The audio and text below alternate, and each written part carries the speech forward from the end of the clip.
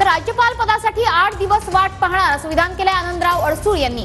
अन्यथा नवनीत राणांचं जात वैधता प्रमाणपत्राचं प्रकरण बाहेर काढणार असंही त्यांनी म्हटलंय। शिंदे गटाचे नेते आनंदराव अडसूळ यांनी हा इशारा दिलाय। राणांच्या जात वैधता प्रमाणपत्र प्रकरणी सुप्रीम कोर्टात जाणार असल्याचं अडसूळ म्हणाले। सुप्रीम कोर्टात पुनर्विचार याचिका दाखल करणार असल्याचंही अडसूळ म्हणाले।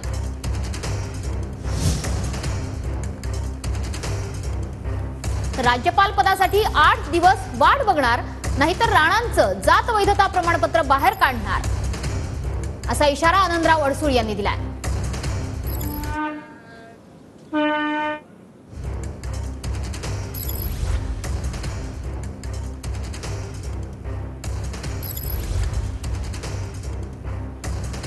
निकाल जो आहे सर काय सांगणार? नवनीत राणांचा निकाल जो आहे तो त्यांच्या बाजूने दिलेला होता, त्यानंतर पुन्हा तुम्ही आक्रमक झालेले, तुमची काय भूमिका आता तुमची आहे? आक्रमक नाही, जी प्रोसिजर आहे, कारण घटनेच्या माध्यमातून lower court, middle court, higher court ह्या ज्या आहेत त्या गोष्टी करायच्याच असतात। त्यावेळेला मी करू शकलो असतो निकाल लागला त्यावेळेला, परंतु माननीय अमित शहा यांनी मला सांगितलं की आम्ही तुम्हाला गव्हर्नर करणार आहोत, ती जागा तुम्ही आमच्यासाठी सोडा। त्या कमिटमेंट होत्या सीएम डेप्युटी सीएम यांच्या समोर झालेल्या होत्या आणि त्या अपेक्षेवर आपण थांबलो होतो, कारण त्यांचा आग्रह होता ही जागा आम्हाला हवी आहे म्हणून।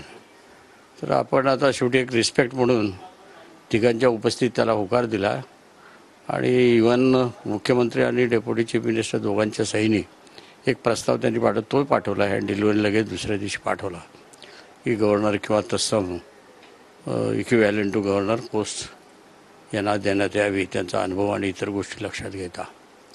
आता ह्या सगळ्या गोष्टी लिखित स्वरूपात गेल्यानंतर आपल्याला त्याच्यावर विश्वास ठेवावा लागतो। त्या पद्धतीने आम्ही तो विश्वास ठेवला। आता वास्तविक निवडणुका झालेल्या आहेत, सरकार स्थापन झालेलं आहे आणि त्या कमिटमेंट फुलफिल करणं ही त्यांची जबाबदारी आहे। परंतु आता जी एक लिस्ट गव्हर्नरची निघाली त्यामध्ये आपलं नाव नाही, तरी मी संयम ठेवला आणि 2 दिवसानंतर त्यांना जाऊन भेटलो। त्यांना पुन्हा आठवण करून दिली की आपल्या कमिटमेंट आहेत, मान्य आहे, इव्हन लिखित स्वरूपात प्रस्ताव पण माझ्याकडे आहे आणि म्हणून आपल्याला हे करावं लागेल, याच्यात काही आमचं दुमत नाही, परंतु थोडं थांबायला लागेल।